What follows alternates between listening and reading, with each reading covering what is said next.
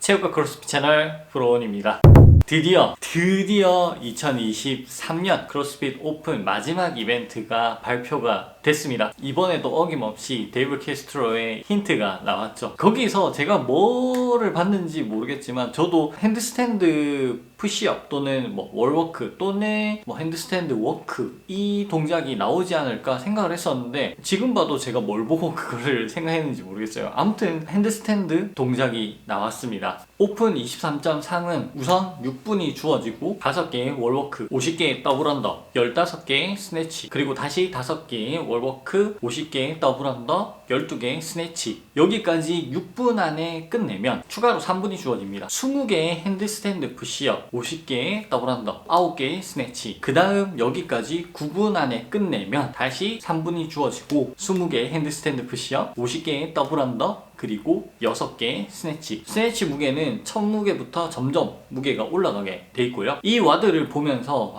진짜 재밌는 와드, 정말 도전적이고 재밌는 와드, 그리고 정말 힘들겠다 이런 생각을 했습니다. 예전에도 이런 식으로 시간 안에 이제 주어지고 그거를 끝내면 또 추가로 시간이 주어지는 그런 와드를 봤었습니다. 근데 그런 와드들을 하면 생각보다 어려워요. 생각보다 힘들어요. 정말 힘듭니다. 저도 그런 기억이 있어요. 나는 요 라운드까지 할 수 있을 것 같은데 하는데 정작 그렇게 하지 못하는 그런 와드들이 많았습니다. 이번 와드도 비슷할 것 같아요. 내 생각에는 내가 스네치를 이 정도 하니까 9분까지는 할 수 있겠다. 하지만 6분 안에 끝날 수도 있다는 거. 이거를 주의하셔야 될 것 같아요. 일단 이 와드를 보면 핸드스탠드 푸시업을 할 수 있느냐 아니면 하지 못하느냐, 이 스트릭 핸드스탠드 푸시업이기 때문에 상당히 갑자기 난이도가 올라가는 그런 느낌이죠. 스트릭 핸드스탠드 푸시업을 못 하시는 분들은 6분간 조절을 하면서 어깨를 최대한 살려서 도전하는, 또는 아예 나는 핸드스탠드 푸시업이 안 된다. 그러면 6분에 해당되는 그 와드를 최대한 빨리 끝내는 거를 목표로 삼으실 수도 있겠죠. 그런 분들은 많이 없으실 거라고 생각을 하고, 핸드스탠드 푸시업이 이제 목표신 분들은 어깨가 정말 많이 털릴 거기 때문에 그걸 최대한 아껴가면서 이제 핸드스탠드 푸시업 1개, 2개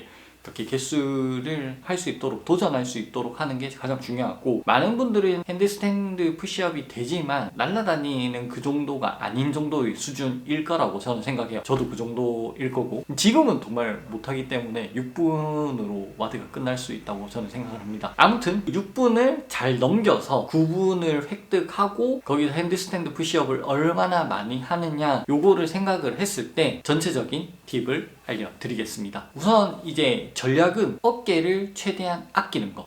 6분을 얼마나 빠르고 그리고 효율적으로 넘기냐가 가장 중요할 것 같습니다. 첫 번째 동작인 월워크부터 시작해 보겠습니다. 월워크 같은 경우에는 5개씩 정말 많지 않은 정말 작은 개수입니다. 하지만 생각보다 이게 힘든 동작이고, 그리고 어깨와 팔을 상당히 많이 쓰기 때문에 첫 번째 5개는 빠르게 하실 수 있으실 거예요. 근데 두 번째 라운드에서 월워크는 정말 힘들게 느껴지실 겁니다. 물론 힘듭니다. 스네치를 바로 하고 나서 힘든데 그때 쉬지 않으시는 게 저는 가장 중요하다고 생각해요. 월워크가 쉬면 정말 많이 쉬는데 또 하면 되는 동작입니다, 이게. 그래서 최대한 이거를 참고 해내야 된다고 생각합니다. 이게 가장 큰 포인트인 것 같아요. 물론 월워크에서 조절을 하면서 팔을 아낀다 이렇게 생각을 할 수 있지만, 그것보다 차라리 스네치에서 개수를 나눠서 한다든지 아니면 싱글로 한다든지 해서 거기서 세이브를 하는 게 더 낫고, 월워크 같은 경우에는 쉬면 의외로 정말 많이 쉬게 돼요. 본인이 조금 쉬어야 되는 상황에서도 더 많이 쉴 수 있는 그런 동작이기 때문에 저는 꽉 참고 5개씩은 그냥 갔으면 좋겠어요. 이게 가장 좋은 포인트인 것 같고요. 그리고 두 번째 더블 언더. 더블 언더에서 가장 중요한 거는 에너지를 세이브하는 거. 어깨를 가장 안 쓰는 게 가장 중요한데,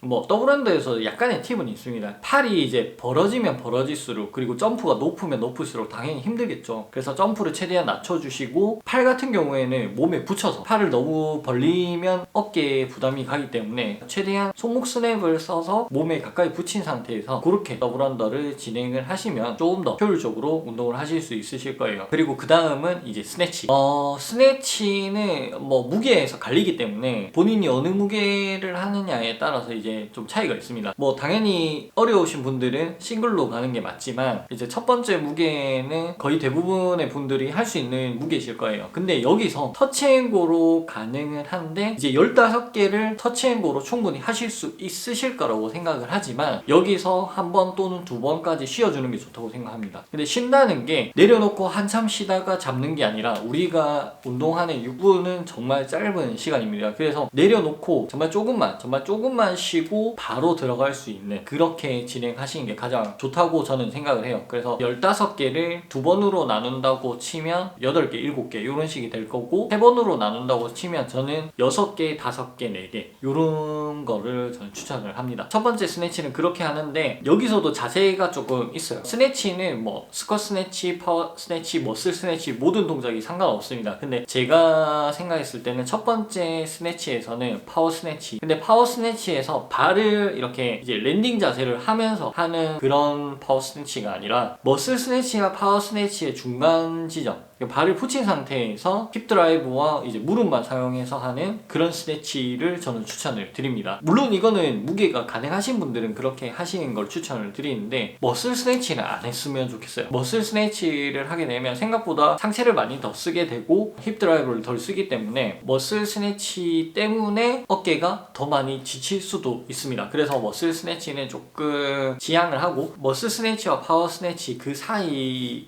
어느 정도로 진행을 하시고, 근데 무게가 이제 안 되시는 분들은 당연히 이제 파워 스네치로 진행을 해야 되겠죠. 그리고 두 번째 이제 스네치에서는 135, 이때부터는 그냥 한 개씩 하는 게 가장 좋다고 생각합니다. 이거는 잘하시는 분들도 마찬가지예요. 왜냐면 잘하시는 분들 같은 경우에는 뒤에 이제 핸드스탠드 푸시업이 있습니다. 그래서 그거를 준비하기 위해서 하나하나씩 하면서 회복 아닌 회복 최대한 아껴 주셔야 되는 거죠. 그리고 당연히 이제 무게가 부담스러운 분들은 당연히 한 개씩 하는 게 맞고, 그 본인의 이제 리듬, 본인의 이제 페이스 그거를 맞춰서 워드를 진행하시는 거. 그리고 두 번째 스네치부터는 핸드스탠드 푸시업이 있기 때문에 꼭 그거를 유념해서 이제 싱글로 하시길 바랍니다. 그리고 그 다음은 핸드스탠드 푸시업. 이제 핸드스탠드 푸시업까지 와서 이제 정말 힘든 시간이 시작되는 거죠. 어깨와 삼두가 이제 털릴 만큼 털렸고 힘이 없는 상태에서 이제 핸드스탠드 푸시업을 하기 때문에 뭐 잘하시는 분들 같은 경우에는 자기의 장점을 파악해서 장단점을 파악해서 내가 무게 드는 건 쉽다, 그 스네치 같은 경우에 쉽다, 그러면 핸드스탠드 푸시업에서 조금 더 효율적으로 개수를 나눠서 진행하시는 게 맞고, 그리고 나는 짐내스틱이 강하다, 핸드스탠드 푸시업이 잘 된다, 그러면 핸드스탠드 푸시업에서 좀 더 몰아붙여서 이제 하시는 게 더 좋겠죠. 그런데 이제 6분 안에 겨우 이제 와드를 끝내고 그 세 번째 라운드에서 끝날 것 같은 분들은 핸드스탠드 푸시업에서 저는 개수를 나눠야 된다고 생각해요. 맥시멈으로 하면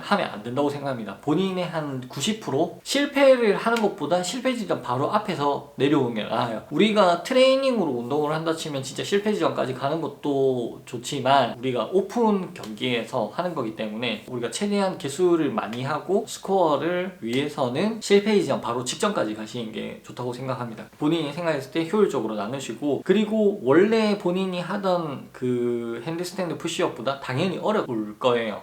힘든 빡빡한 와드를 끝내고 핸드스탠드 푸시업을 하기 때문에 생각보다 잘 안 되실 겁니다. 그래서 이거를 항상 유념을 하고 개수를 좀 줄여서 나가고, 그때 딱 들어갔을 때 그 느낌으로 과감하게 하나 더 해야지 이게 아니라 과감하게 내려와서 빨리 팔을 풀고 회복한 상태에서 들어가야 됩니다. 쉬는 시간을 줄인다고 생각을 하고 내려왔다가 다시 올라가는 그런 식으로 핸드스탠드 푸시업을 하시면 좋을 것 같아요. 대부분의 분들은 뭐 6분에서 끝나시는 분들도 많을 거고 9분에서 끝나시는 분들도 많을 거라고 생각해요. 정말 대부분이실 것 같고, 그리고 이제 9분을 넘어가는 이제 선수분들 같은 경우에는 뭐 물론 끝내시는 분도 당연히 있을 거고 이제 못 끝내시는 분들도 많을 거라고 생각을 합니다. 그만큼 어려운 와드고, 가면 갈수록 스네치 무게는 올라가고 개수는 떨어지지만 그 월워크 그리고 핸드스탠드 푸시업 그 6분을 기점으로 해서 난이도가 엄청나게 올라가는 그런 느낌이죠. 정말 쉽지 않은 와드라고 생각합니다. 하지만 가장 중요한 거는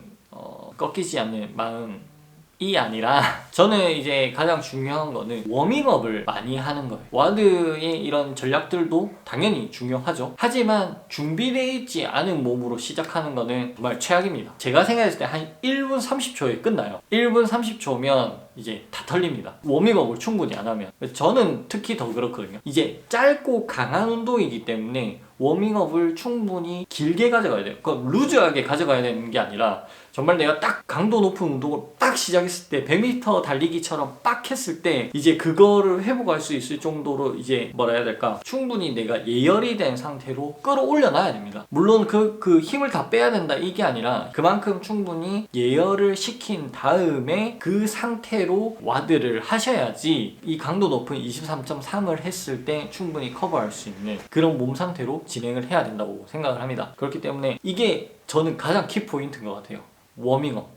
워밍업 충분히 땀이 날 정도로 워밍업을 한 상태에서 와드를 시작하는 것을 정말 강력하게 말씀을 드립니다. 자, 이렇게 벌써 2023년 크로스핏 게임즈 오픈 마지막 와드가 이렇게 발표가 됐고 이제 많은 분들이 도전을 하실 거고 이제 와드를 끝내실 거라고 생각을 합니다. 정말 3주 짧지만 정말 강력한 이 3주 동안 고생 정말 많으셨고요. 이제 부상 없이 다들 부상 없이 와드 마무리 하시길 바라겠고 본인이 원하는 그 정도의 성과를 또 얻으셨으면 좋겠습니다. 마지막 23.3 파이팅 하시고요. 제 팁, 제 전략이 조금이라도 도움이 되셨으면 좋겠습니다. 그러면 오늘도 좋은 하루 되시고 파이팅 하시기 바랍니다. 저는 다음 시간에 뵙겠습니다. 감사합니다. 안녕.